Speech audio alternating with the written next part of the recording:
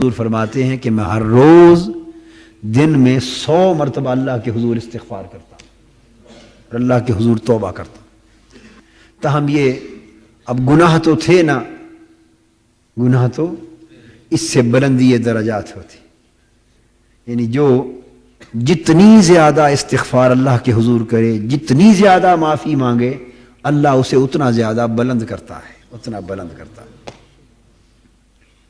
معافی مانگنا نیاز مندی کی بات ہے، معافی مانگنا نیاز مندی کی بات۔ جو اللہ کے حضور جتنا زیادہ نیاز مند ہو، اللہ اسے اتنا بلند کر دیتا ہے۔ تو آقا نے فرمایا کہ تم بھی توبہ کیا کرو، استغفار کیا کرو، اللہ سے معافی مانگا کرو، میں خود دن میں 100 بار معافی مانگتا ہوں۔ اور پھر یہ تو حضور علیہ السلام کا عمل ہے، اور اللہ تبارک و تعالیٰ کی عادت کریمانہ یہ ہے کہ اسے بندے کی معافی سے بڑھ کر اور کوئی عمل پسند ہی نہیں۔ جتنی محبت اسے گناہگار کے معافی مانگنے سے ہے، اتنے نیکوکار کے سجدے سے نہیں۔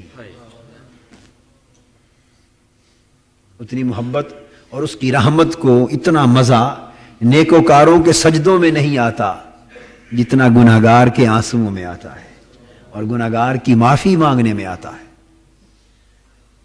حتیٰ کہ صحیح مسلم میں حدیث آتی، فرمایا کہ اگر ساری زمین پر میرے بندے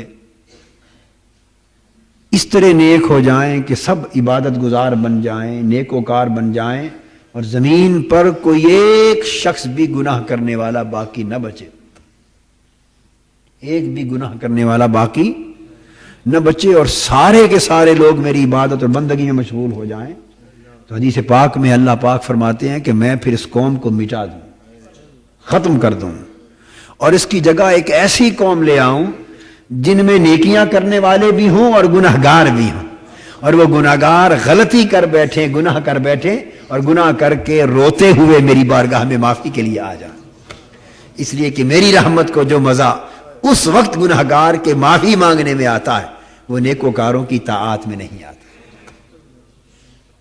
اور اس کی ایک وجہ بھی ہے، سیدنا غوث العظم شیخ عبد القادر جیلانی رضی اللہ تعالی عنہ ارشاد فرماتے ہیں کہ مجھے اللہ تبارک و تعالی نے فرمایا، القاء کیا آپ کے قلب مبارک میں اپنا یہ ارشاد فرمایا، عبد القادر میرے بندوں کو آگاہ کر دے، بتا دے کہ مجھے گناہگار نیکوکاروں سے زیادہ پسند ہیں۔ پوچھا مولا کیوں؟ تجھے تو نیکوکار زیادہ پسند ہونے چاہیے۔